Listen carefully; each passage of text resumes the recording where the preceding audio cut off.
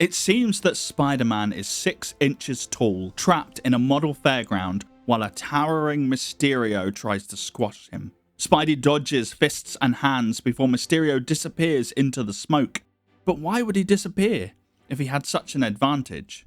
We're reading every Spider-Man ever, and this is Amazing Spider-Man issue 67, To Squash a Spider. As Mysterio reappears, Spider-Man hides from him inside a hall of mirrors. He's surrounded by reflections of himself as the walls suddenly start to close in. They're going to crush him. And, according to Mysterio, the glass is laced with poison, which would seep into any cut, so simply smashing his way out is not an option. Meanwhile and elsewhere, the Doctor arrives at Aunt May's house, walking past the door that Peter smashed down and left, and checks on May. He advises her not to worry so much, which is universal advice for Aunt May, and that the best thing that she could do is rest, and be visited by her lazy, good-for-nothing nephew. The Doctor really doesn't like Peter. And then we're back with Spider-Man, and he's desperately trying to web up the mirrors and only succeeding in slowing them down.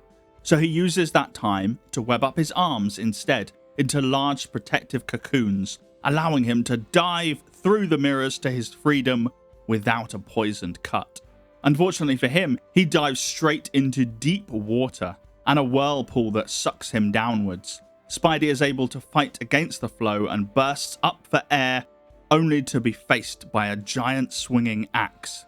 As it swings towards him, he's able to leap backwards just in time, and then uses the axe to pull him up and onto land. But why is Mysterio, who can crush Spidey like a literal spider, throwing so many traps at Spidey? It's like he's afraid to give Spider-Man a chance to catch his breath, or a chance to think.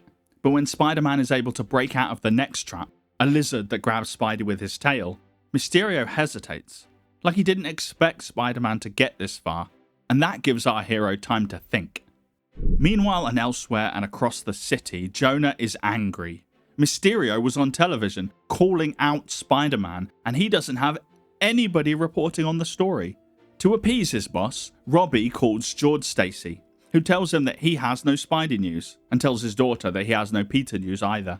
Their conversation is interrupted by the arrival of Randy, Robbie's son, who will be starting at ESU soon, where Peter goes to school, but he's having some kind of concern about it. But before we learn where his hang-up is, we return to Spider-Man, who is being attacked by a giant knife.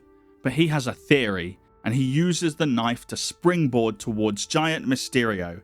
If he was really this small, then he won't be a threat. But despite that, giant Mysterio disappears. And Spider-Man realizes the truth, that he was never shrunk, that it was all a hypnotic suggestion to make him believe the illusion. And so he heads to the only light in the fairground and finds the wizard behind it all, Mysterio, at a control panel. Despite some tricks in his cloak, Spidey is able to easily defeat the normal-sized Mysterio. He knocks him down, burns his costume, and then leaves him webbed up for the police. As he swings away to safety, he swings over the top of a student demonstration below. But at least that doesn't concern Spidey, right? Thanks for watching and joining me on this journey to read every Spider-Man ever. If you're eager for more and want to support the channel, you can get early and exclusive episodes on Patreon or by joining the channel below. Next week, Spider-Man is chased by King Kong. Kinda? But while we wait for that issue, here's a fun fact about this one. As well as being the first issue to feature Robbie Robertson, Robbie's son, this issue is also the first issue of Spider-Man that has no captions or word balloons on the cover. The next one won't be for over 100 issues.